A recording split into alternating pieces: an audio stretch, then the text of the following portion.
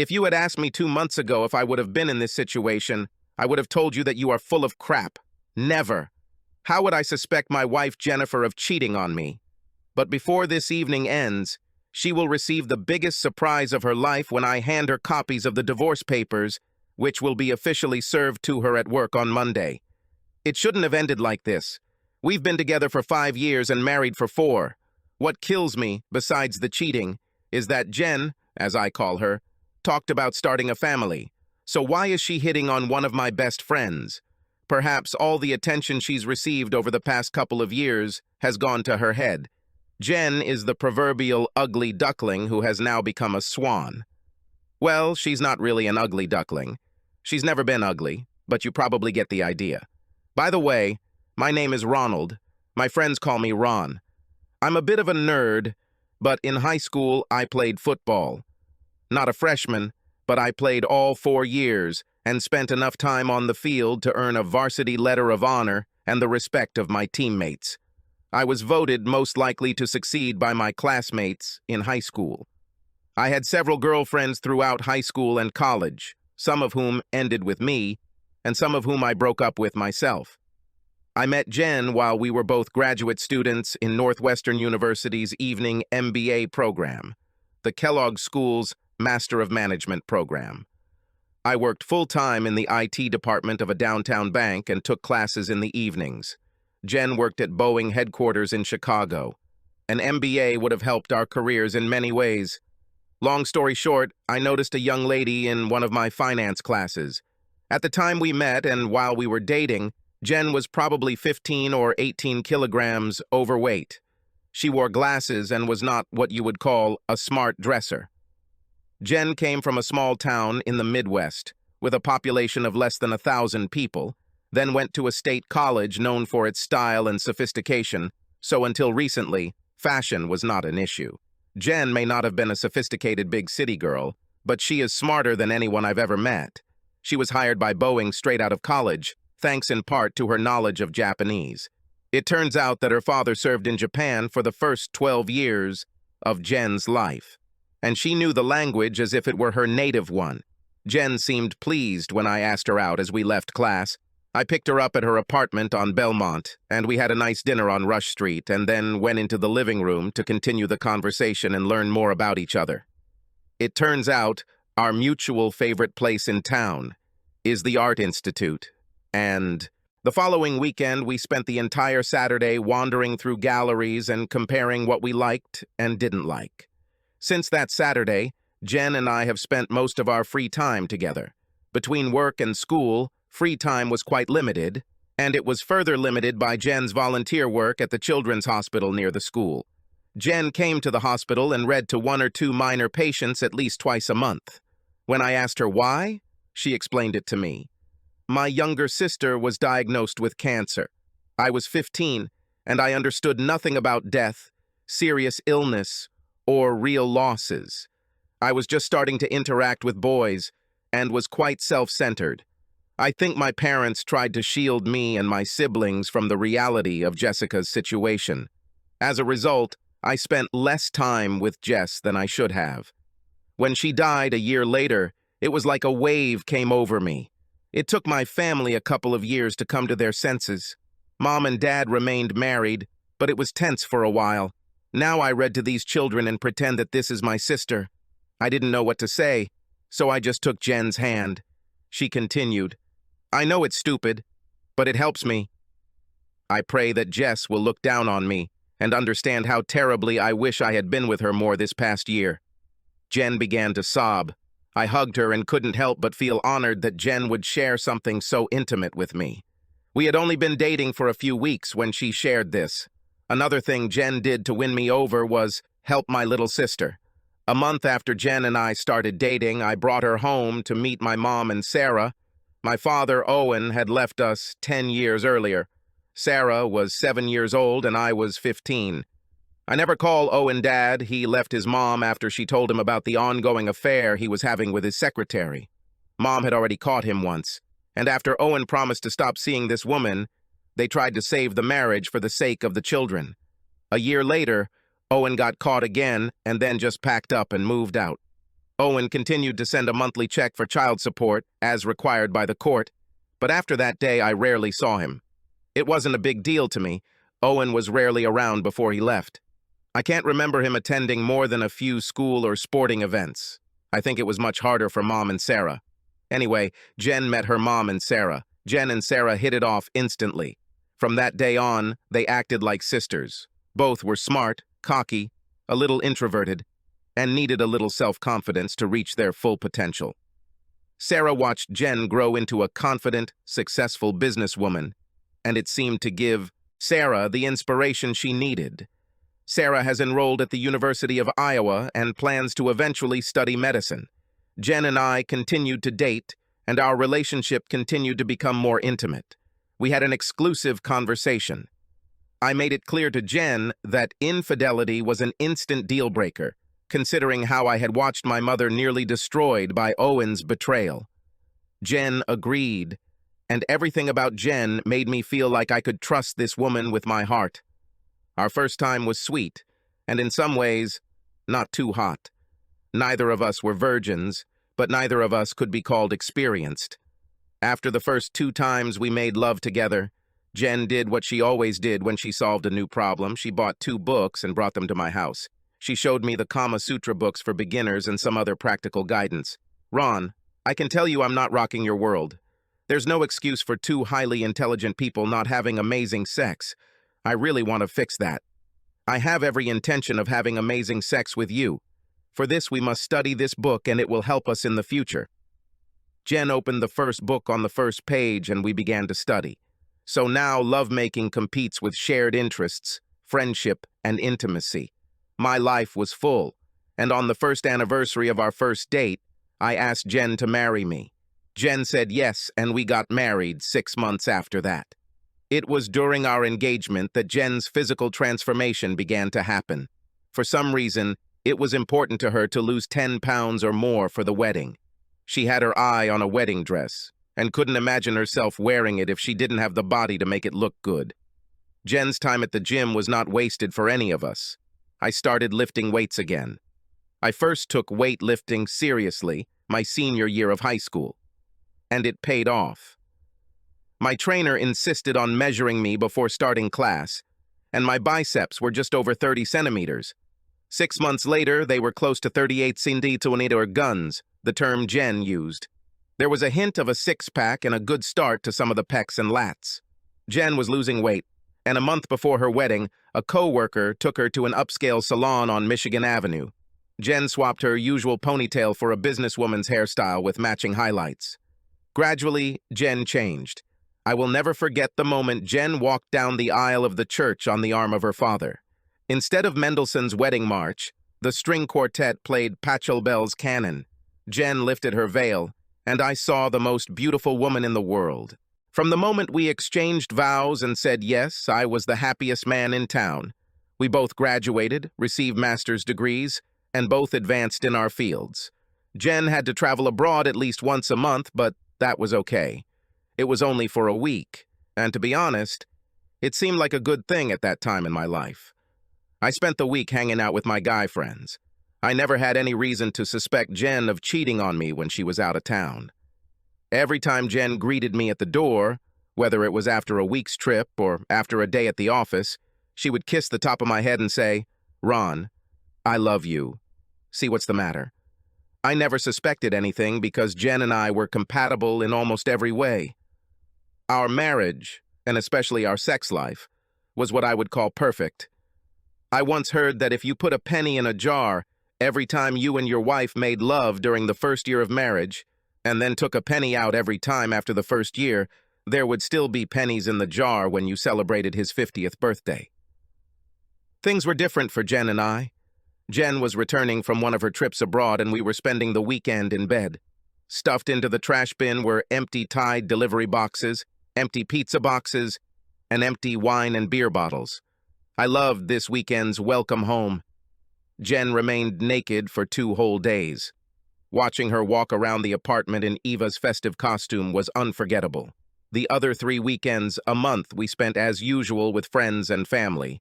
We went out to dinner and dancing, sometimes to a show, sometimes to a museum or other special event.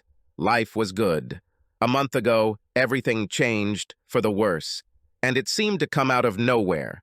Looking back, I can't remember anything that changed our marriage. Have I been blind all this time? Did I miss the signs of my wife cheating? Could the woman I trust with all my heart be so two-faced?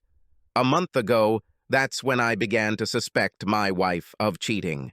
It all started with one small inconsistency, just like you might hear in any tavern where a guy gets drunk and says to the bartender, "Well, it all started like this. It was the day I received a bonus at work for completing a project to install a new server system at a bank. The system started working 2 months earlier. We collectively held our breath for a month, but everything went according to plan. No Murphy's Law glitches to bite us in the ass." Senior management was delighted. This would save the bank millions, and they decided to reward me and my employees with a nice bonus. It was a surprise, and I wanted to share the news with Jen. It was one of those lovely spring days, and I decided to take a couple of hours off, stop by her house to invite her to lunch. I was practically floating in the air. Half a block away, I saw Jen coming out the front door, accompanied by my good friend and college roommate, Carl Morris. They immediately got into a taxi, and I rushed to catch them. I tried calling Jen's cell phone, but it went to voicemail. Since their houses were nearby, this did not seem unusual. But why was she not answering her calls? I tried calling her cell phone 20 minutes later, and it was voicemail again. I went back to my office trying to make sense of it all, but as soon as I walked into the bank lobby to use the ATM, all hell broke loose. If you can believe it, 2 idiots tried to rob a bank. I mean, with some off-the-shelf software and a decent computer printer, you could forge cashier's checks and steal thousands of dollars, but these 2 idiots walk into a bank with an alarm system and armed guards and cameras, brandish guns, and act like John Dillinger. And even if they walk out the door with a bag of money, when they open the bag of permanent ink explodes, covering the money and the thieves. These 2 didn't even make it out the door. The Chicago detective was cashing a check while his partner sat outside in their car waiting for him, between 2 police officers and a bank security guard. Both bank robbers were shot as they left the building. I was right there during all that shooting. Who knew gunshots were so loud? My ears were still ringing 3 hours later. In any case, I had to spend some time with 2 detectives testifying about what I saw. By the time I finished with the police, I was exhausted and needed a drink. I went home and almost forgot about Jen and Carla until she walked through the door. I sat in my leather chair and drank my second glass of beer. "Ron, why are you home so early?" "I had a hell of a day, Jen." "I needed a beer." "That's not like you, honey." "And why didn't you answer my call?" "I called you when I saw that I missed your call. It reminded me of missing lunch." "Well, Jen, here's the thing. I told Jen about the failed bank robbery and how I was 20 feet away from a shootout." Jen's face turned white, and she jumped into my lap. "Oh my God, Rob, you could have gotten hurt." Or Jen burst into tears and almost squeezed the air out of my lungs. When Jen finally calmed down, I had a chance to ask her. "I called you shortly before noon. I wanted to invite you to lunch." Jen looked, I don't know, different. "Sorry, honey. I've been busy with meetings all day. I didn't even have a chance to eat." Jen just lied to me. Given Jen's fib about her lunch break, I didn't tell her about my bonus. So, this was the first nail in the coffin in which lay the fetid corpse of our marriage. I decided to use some of the prize money to find out what Jen and Carl were up to. Do you know how expensive private detectives are?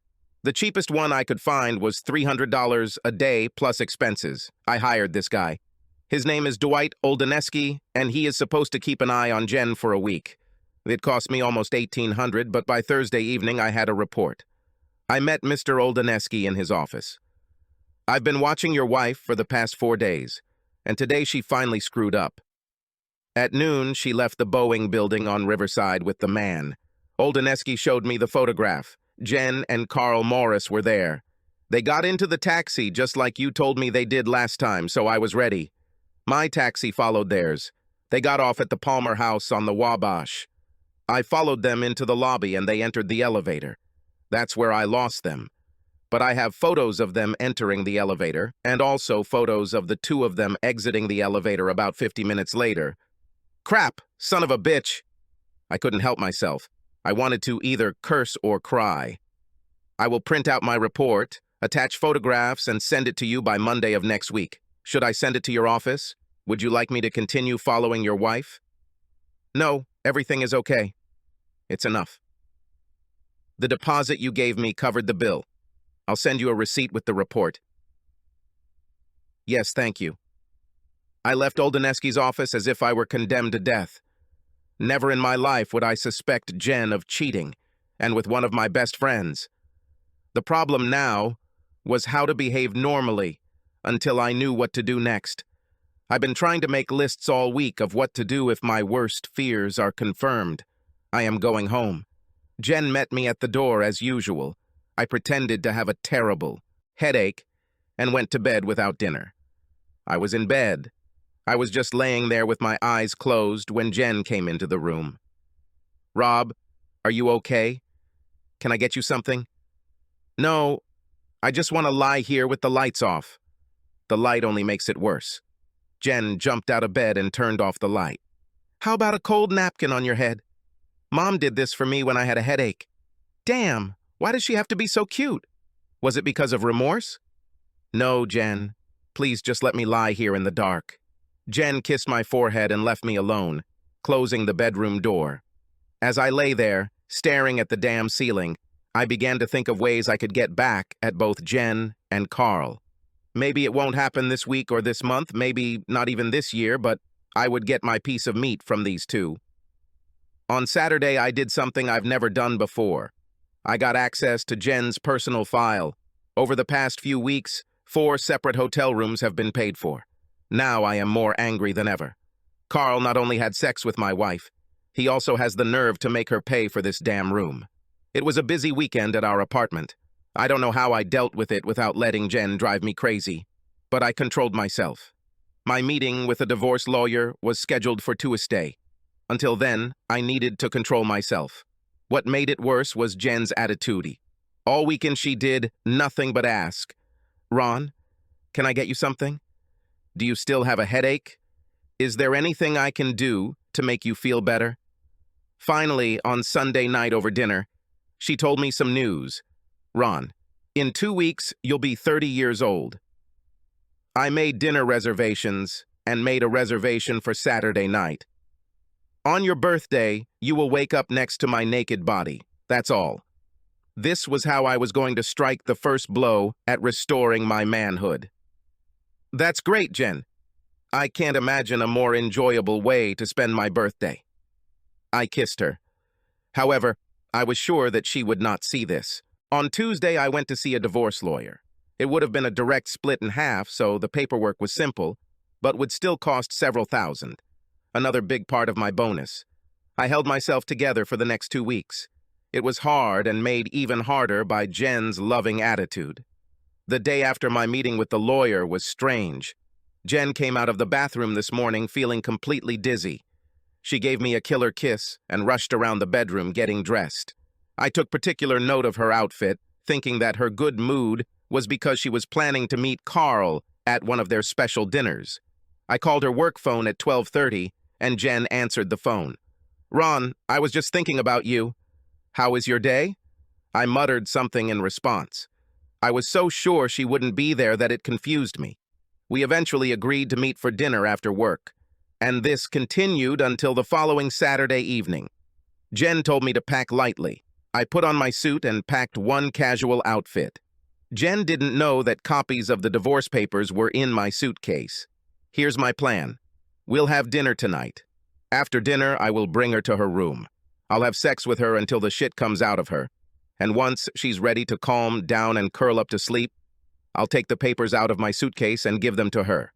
I will leave this room and leave her life. I will start a new life. Someday later, after she feels the pain, I'll ask Jenny, why? And I hope I will receive an answer. Jen didn't tell me where we were staying for the night. It's a surprise. She said it as if we were planning a great evening. She had no idea about it. She called a taxi, It picked us up and we drove downtown and stopped right in front of the fucking Palmer house. I was surprised at how nervous this bitch was. She brought me to the same damn hotel where she had sex with my friend. I didn't want to get out of that damn taxi. We entered the lobby and she checked in. The bellman took our bags. He brought them to our room, and Jen and I headed straight to the restaurant. My head was spinning, and Jen led me into the elevator to the second floor. I didn't know there was a restaurant on this floor. My blood pressure jumped. How the hell was I going to keep myself together for the next few hours, through dinner and sex, until I handed Jen the divorce papers? I really loved this woman. Why is this happening? We walked down a hallway, then 2 double doors opened to my right. Surprise! What the heck? As if in slow motion, I looked at the people standing in front of me. Jen took my hand and led me into the room. The people seemed familiar, but what were Mom and Sarah doing here? They stand there with Carl and his wife. Then I looked to the right. It's weird, but these 2 guys look like 2 guys I went to high school with. To my left were 3 of my co-workers with my boss. When about 30 people in the room started singing Happy Birthday, my brain caught my eyes. It's my birthday party. Jen stood next to me with her arm wrapped around mine. Happy 30th birthday, my love. She leaned my head down to kiss me, and everyone started clapping. It was a great evening. I met up with a few old friends I hadn't seen for years. I saw my employees and boss in a different light. It was a pleasure to share this special day with my family and other good friends. Carl and his wife Yvonne came up to me and he said, "Jen didn't think we could fool you. We've been planning this for months and thought you'd probably understand," Yvonne added. "You should have seen Jen's face when you kept calling her during our first meeting with the catering manager." She almost panicked. Jen and Carl got off the elevator, and the caterer and I were waiting, and Jen was like, "What do I do? What do I do? I don't think she's ever lied to you before." Yvonne, still laughing, walked over to where Jen stood talking to my mother. Carl looked at his wife standing next to Jen. "How did we get so lucky, Ron?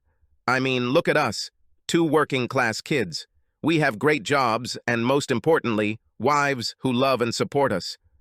I don't think there can be anything better than this."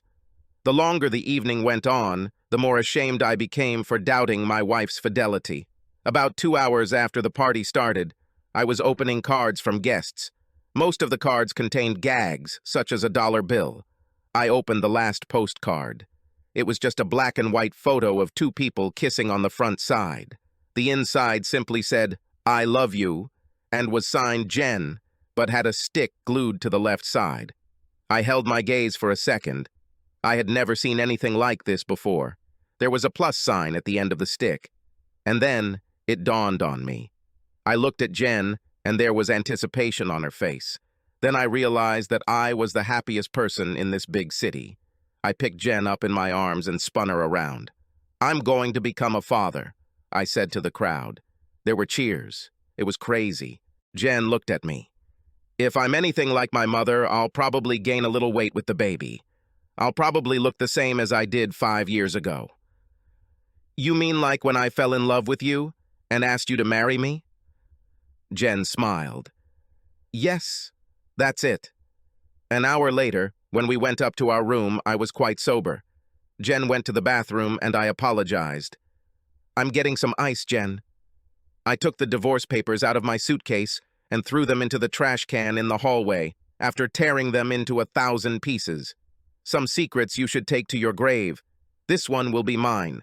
Well, I know there are guys who, for whatever reason, can never trust a woman. You think, what a naive bore. His wife cheated and the child is not his.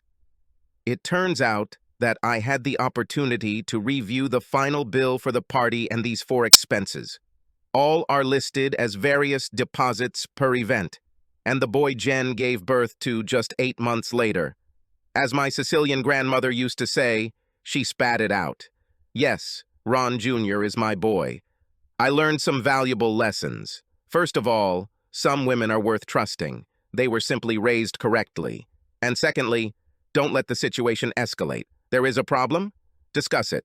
And third, you get what you pay for. Hiring the cheapest private investigator almost cost me my marriage. I finally took a closer look at the blurry photo my private investigator took of Jen and Carl exiting the elevator. Right there, to Carl's left, half hidden by the tall guy, is Yvonne. Son of a bitch. Learning those lessons was worth half my bonus, but ultimately not as much as it might have been if I had served Jen with those damn divorce papers that day. Subscribe to our channel so that your second chaff doesn't cheat on you, and go ahead and listen to the next story, because this story is nothing compared to the next one. If you're under 18, don't even think about listening to the next one.